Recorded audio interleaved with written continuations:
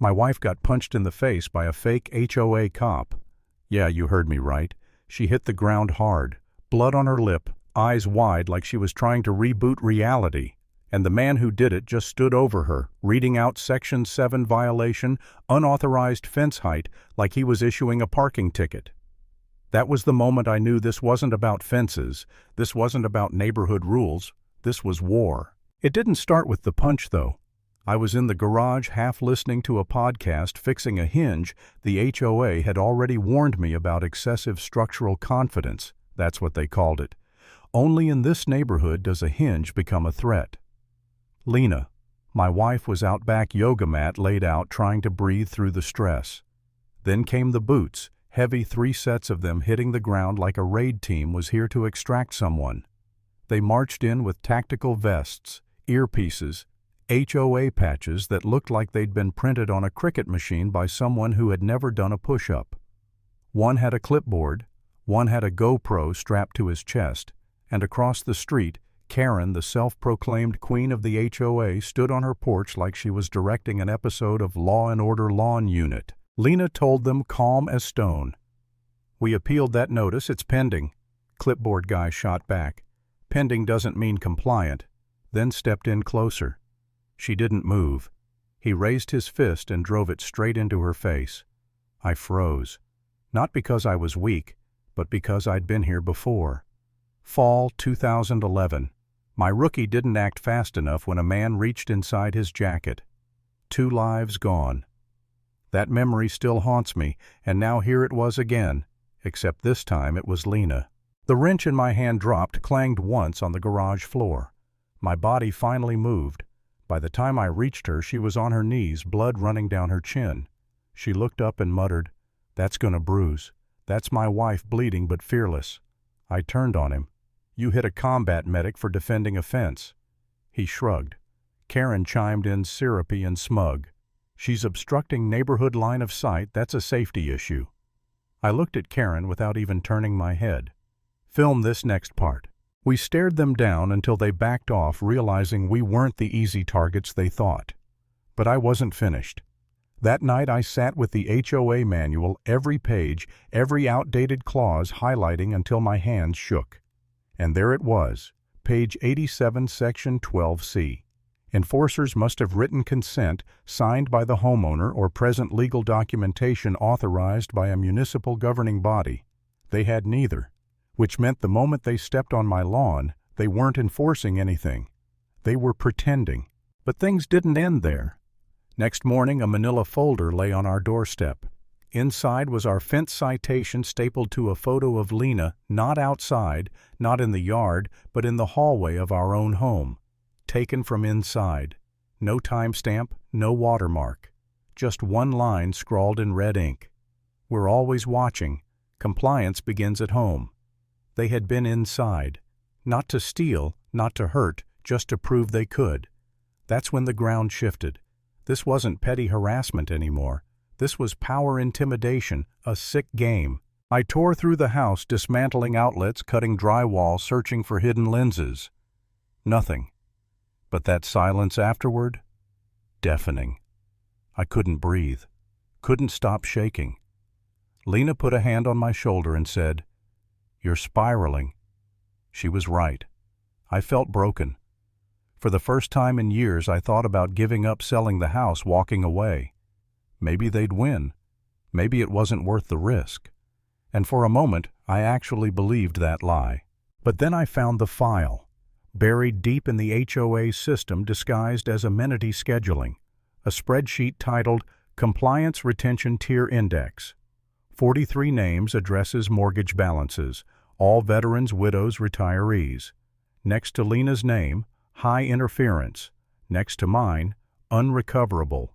And a note, requires escalation if not vacated by Q3. That's when the shame hit. They were targeting people they thought wouldn't fight back, and I realized they weren't wrong. That night I called a meeting. Not a rally, not a town hall, just the people already marked. We met in my garage, folding chairs, no speeches. I projected the file on the wall. "You're all on the list," I told them. "They're coming for you next. Not with trucks, not with guns, but with paperwork contractors and legal traps. Faces fell. Mrs. Patel tugged at her scarf, whispering that she'd been egged last week. Mr. Alvarez opened a folder of complaints he'd never filed because he thought no one would listen. The Mitchells walked in like ghosts. We weren't neighbors anymore. We were prey. And then Karen came to my door. No clipboard this time, no pastel smile, just desperation hiding behind her eyes. "You've been busy," she said. I smirked. "Sorry, did I forget to schedule this conversation through your app?" She leaned closer. "I know what you've seen. It wasn't supposed to be visible." That's when I realized Karen wasn't the mastermind. She was a pawn. Someone higher was pulling the strings, and she'd been promised protection if she kept the neighborhood quiet. I didn't sleep. I built. Cameras in gnomes, sensors and bird baths, tripwires rigged to silent alerts. And at 2:14 a.m., it paid off 3 figures in black creeping through our yard. Clipboard guy poured chemicals into our irrigation box. They were poisoning our land, then citing us for vegetative non-compliance. HOA warfare. I caught one of them barely more than a kid. He cracked, said he was just part-time hired by a contractor. "They call it removals," he stammered. "We spray, we leave." When I pressed harder, he muttered a name field lead. Not Karen. Someone else. And in that moment I realized this wasn't an HOA. This was an eviction cartel. The breaking point came at the HOA meeting. Karen stood behind her lavender-draped podium, fake grace plastered across her face. I walked straight down the aisle, folder in hand. She tried to smile. "John, if you'd like to speak during open comments." "Sure." I cut her off right after we expose your racketeering. The room gasped. A woman dropped her lemon bar. Then the projector lit up behind her, blasting the spreadsheet across the wall. Names, risk factors, mortgage balances. Every neighbor stared in silence. Karen's mask cracked. "This has been taken out of context," she whispered. Lena stepped forward, holding up a copy with Karen's own notes in the margins. "Check status of Lot 312. Wife is pushy." A man in the crowd shouted, "That's my house." Another woman cried, "That's my mom's name. She died 2 months ago, but you kept finding her." Gasps, curses, chairs scraping. "Benji," my neighbor muttered loud enough for everyone to hear. "She's not just stealing homes, she's billing corpses." Karen's voice trembled. "The HOA exists to preserve order, to protect values." For who Lena snapped. Silence. I turned to the crowd. Everything in here was built to break you quietly, legally, with a smile. Murmurs turned to shouts. The treasurer stood. "I'm done. This is fraud." The secretary followed, walking out. Karen reached out desperate. "Please don't let him twist this." "No one twisted anything but the bylaws," the treasurer barked. Then we dropped the hammer: emails, payouts, contracts, signed in Karen's name. By the 3rd slide, half the room was filming. By the 4th, board members were leaving. Karen backed away from the podium, hands shaking. "I need a break," she whispered. Lena's voice cut through like a blade. "You need a lawyer." And then the doors opened. 2 men in black suits walked in, badges flashing, cameras rolling.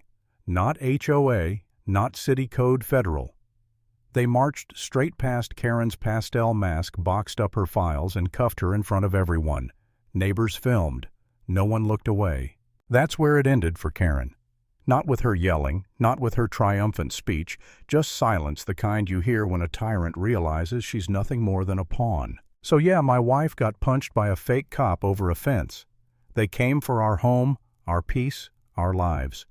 And in the end, the only thing that didn't comply was my mercy. Because when you let fear dictate your silence, you lose everything. But when you stand your ground, even against an empire dressed as a homeowners association, you find out just how many neighbors are ready to stand with you. Now tell me if this happened on your street. If someone tried to strip you of your home with fake authority and fists, would you fight back? Or would you stay silent?